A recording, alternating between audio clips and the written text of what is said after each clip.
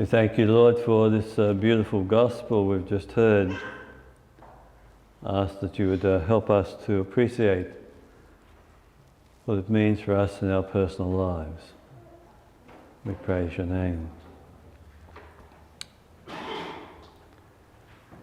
The Mosaic law was very harsh indeed, and harsh on the woman. We don't hear about the man, huh? The act of committing adultery. She was to be condemned. So when they bring her to Jesus to test him, because they knew he was a man of mercy, but they knew also that if he didn't abide by the law, then they'd have something against him. So they tell him what's happened, and she's standing there trembling before him. And he just simply starts writing on the ground. We don't know what he was writing, but I tend to think that it was the sins of those who were her accusers. And then he simply says, "Let those who are without sin cast the first stone."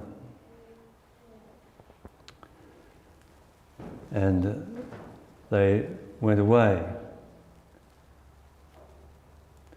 And then he's just with her.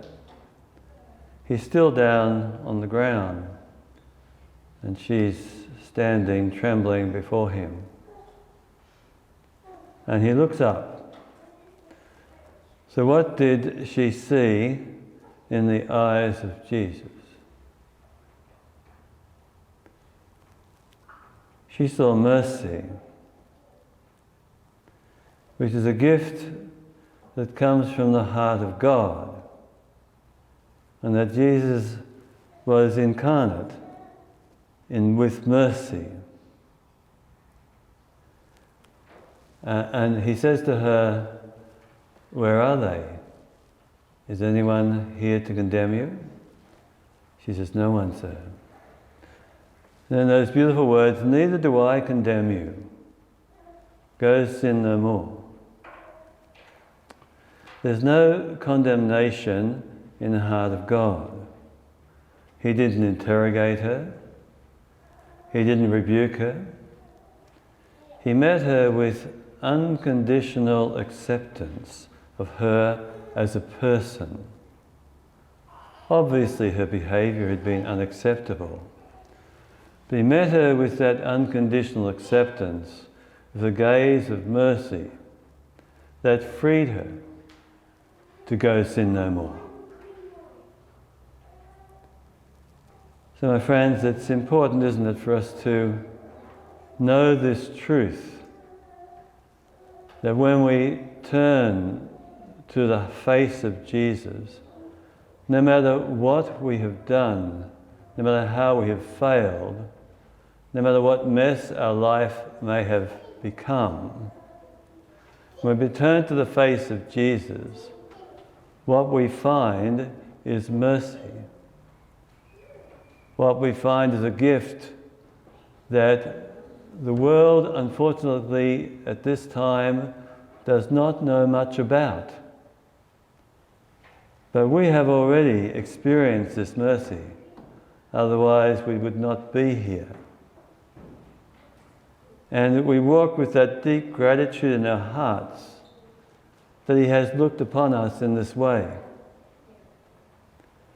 Because many here, I suppose, would have experienced what I have experienced too at times, that inside yourself you have accusing thoughts, condemning thoughts maybe, self-belittling thoughts, recrimination for things of the past, toxic shame and guilt, and considering oneself like a worthless idiot, unforgiving.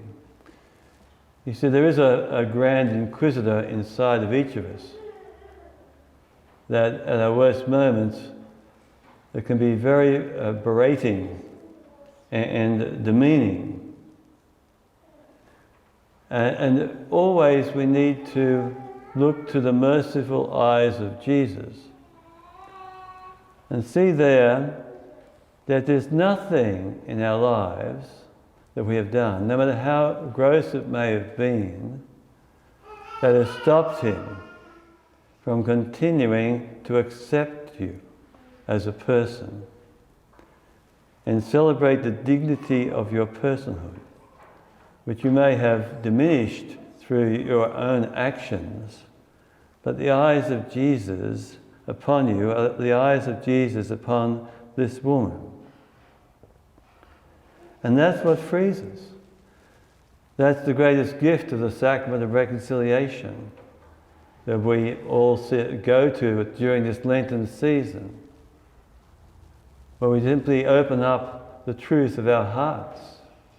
There's always a darker side. There's always something lurking deep within where we could feel condemned for. But the Lord lifts us up and frees us through his gift of forgiveness, as he freed this woman. And during this time, this year, we're talking about the gift of community, and it is a wonderful gift. I once heard the community described as lives intertwined in the Lord. And when lives become intertwined in the Lord, it can also become a bit testy, can it not? Where we unfortunately, because we're so weak and broken, we can make harsh judgments on one another. And that text in James was written to a community like ours, a committed, deeply committed community, loving the Lord.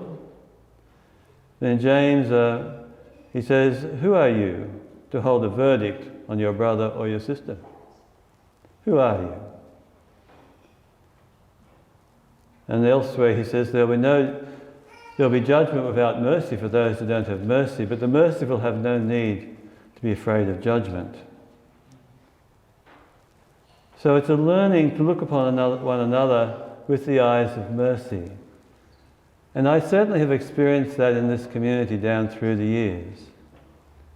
I came into community quite broken and vulnerable, and I've experienced mercy, and I'm sure you have too. It's a wonderful gift, that gift of mercy. You know, years back I made a phone call to a man who was the leader of a major community, and he was dying of cancer. And I wasn't able to go there because he was a long distance away, but I knew him reasonably well. I rang him to say a farewell as he was going off to the Lord. And I knew that in his life in community there'd been many testing relationships, many times when things were pretty hard and brittle, many times when he himself had been treated badly, many times that possibly he had treated others badly. And so now he was dying. And he said to me some beautiful words that I remember. He said, you know, Father Ken, all those people who I had frayed relationships with, they came to see me over the last week. Each one came in that door, and when they came in the door, what I saw for the first time was the precious gold in each person. It was a great lesson to me, because I've prayed ever since that, Lord, help me to see the precious gold in each person. That's very much the heart of God, isn't it? That grace of forgiveness is a wonderful gift where we're able to withdraw judgment from one another and forgive, to let it go. We'll all stand before the judgment seat of God. One image that I've used over the years is one time, unfortunately, the brothers, we don't have very good cars, but tried to look after them, but we forgot the oil in one of the cars. And so it seized up on us. So that was the moment. We didn't apportion blame at all. We're all probably to blame. But that's what happens. Communities will run like a good car if the oil's in it. And the oil is, of course, the oil of forgiveness, where we withhold judgment from one another and are able to forgive, to let it go. It's a great gift, and I think in our community we've experienced it again and again over the years, and all of us are beneficiaries of this wonderful gift of mercy and forgiveness. I was meditating upon the cross of Jesus a few years ago, and as I was meditating upon the nails going through the hands and the feet of Christ, and it was excruciating just experiencing it and getting in touch with what that was like, and I was trying to actually experience what Jesus was experiencing as the nails were going through his hands and his feet and the bolts of pain going right through his whole body, and the writhing state of his whole body and the experience of it. And as I was sort of getting inside of what I thought was Jesus' feelings, I thought to myself, well, I'm the Christ. I'll rise up and I'll slam these guys, belt them. And I realized that wasn't Jesus, that was me, And we can be like that, of course, when we feel done in. We want to slam back. We want to retaliate. We want vengeance. We live in a society like that.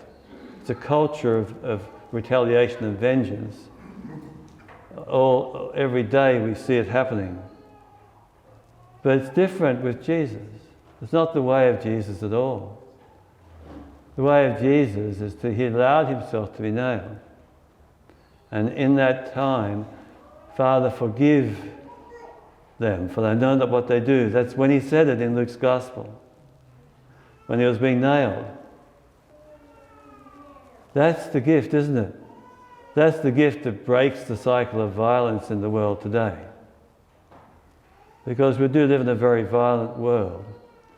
And there's retaliation, and it builds up, and more retaliation, more retaliation. What broke the cycle of violence was what Jesus accomplished on the cross. We're about to celebrate that this coming week. Father, forgive them, for they know not what they do. So it's a gift of mercy. Mercy is the highest quality in the heart of God. Faustina said that, Saint Faustina. John Paul II, in that beautiful second encyclical he wrote, Dives in Misericordia, rich in mercy. He said mercy is the most stupendous quality in the heart of God. And so if that's the heart of God, then that has to be our heart too. We have to dig deep sometimes to find it, because we can get lost in all of the anger and the bitterness that can rise in our hearts when we feel things have been done against us. But there's a grace there. There's a grace in every Christian community for this.